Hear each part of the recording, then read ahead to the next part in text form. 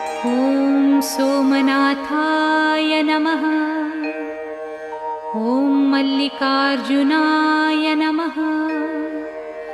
ॐ महाकालेश्वराय नमः।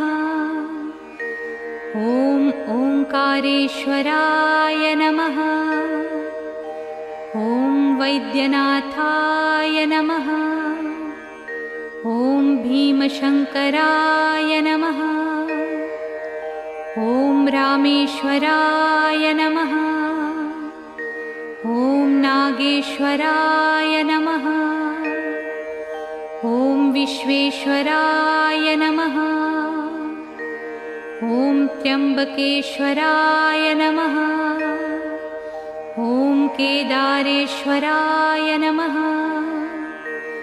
ॐ भुस्मेश्वराय नमः।